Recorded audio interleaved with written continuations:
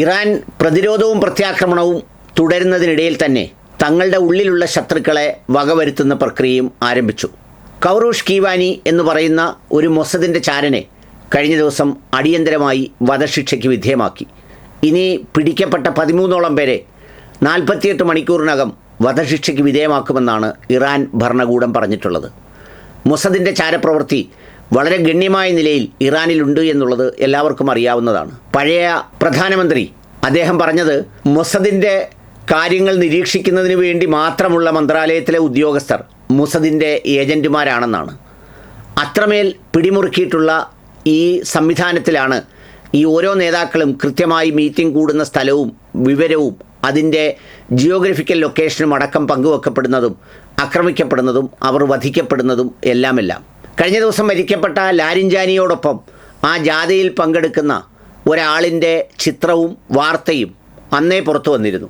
അമേരിക്കയിൽ ജനിച്ച് ഇസ്രയേലി പൗരത്വം നേടിയ ഡേവിഡ് കെയ്സ് എന്ന് പറയുന്ന ഒരു ബ്യൂറോക്രാറ്റും മാധ്യമപ്രവർത്തകനുമായ അദ്ദേഹം ഈ ലാരിഞ്ചാനി നടക്കുന്ന യാത്രയിൽ തന്നെ ഈ ആളിനെ സ്പോട്ട് ചെയ്ത് അതിൻ്റെ കുറിപ്പ് ഇതിലിട്ടിരുന്നു.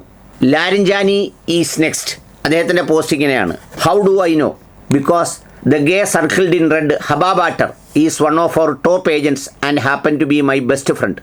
ഹബ just return from Iran this morning and with Mujtaba dead. Larijani is going to have a very interesting week എന്ന് പറഞ്ഞിട്ടാണ് ഡേവിഡ് കേസ് ഈ പോസ്റ്റ് ഇട്ടിരിക്കുന്നത്. അതായത് അടുത്ത ഊഴം ലാരിഞ്ചാനിയുടേതാണ്. ഈ ചിത്രത്തിൽ റെഡായി കാണിച്ചിരിക്കുന്ന ഹബ ബാറ്റർ എന്ന് പറയുന്നത് ഒരു ടോപ്പ് ഏജൻ്റാണ്, എൻ്റെ അടുത്ത സുഹൃത്തുമാണ്. ഇറാനിൽ നിന്ന് ഇന്ന് രാവിലെയാണ് എത്തിയത്. മുജിത്തബയോടൊപ്പം ലാരിഞ്ചാനിക്കും അടുത്ത ആഴ്ച ഒരു പ്രധാനപ്പെട്ട ആഴ്ചയായിരിക്കും എന്ന് പോസ്റ്റ് അദ്ദേഹം എക്സ് പ്രൊഫൈലിലിട്ട് ദിവസങ്ങൾക്കകമാണ്, ഒരു 24 മണിക്കൂറിനകമാണ് ലാരിഞ്ചാനി കൊല്ലപ്പെടുന്നത്. അപ്പോൾ അത്രമേൽ ഈ പറയുന്ന മൊസദിൻ്റെ ഏജൻറ്റുമാർ അവിടെയുണ്ട്.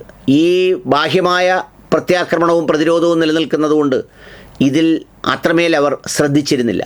എന്നാൽ ഇപ്പോൾ അതിൻ്റെ വധങ്ങൾ, അവരെ ഏജൻറ്റുമാരെ വധിക്കുന്ന പ്രക്രിയ വളരെ തകൃതിയായി തുടങ്ങിയിട്ടുണ്ട്. ആ യുദ്ധം തുടങ്ങിയതിന് ശേഷം ആദ്യമായി വധിച്ച ആളാണ് ഞാൻ നേരത്തെ സൂചിപ്പിച്ച മൊസദിൻ്റെ ചാരൻ. ഇനി 13-14 പേർ ആ പട്ടികയിൽ വരിയായി നിൽപ്പുണ്ടെന്നും 48 മണിക്കൂറിനകം അവരുടെയും വധശിക്ഷ നടപ്പിലാക്കുമെന്നുമാണ് ഇറാൻ പറയുന്നത്. എന്നുവെച്ചാൽ പുറത്തും അകത്തും ഒരുപോലെ പൊരുതണം ഇറാന് നിലനിൽക്കാൻ.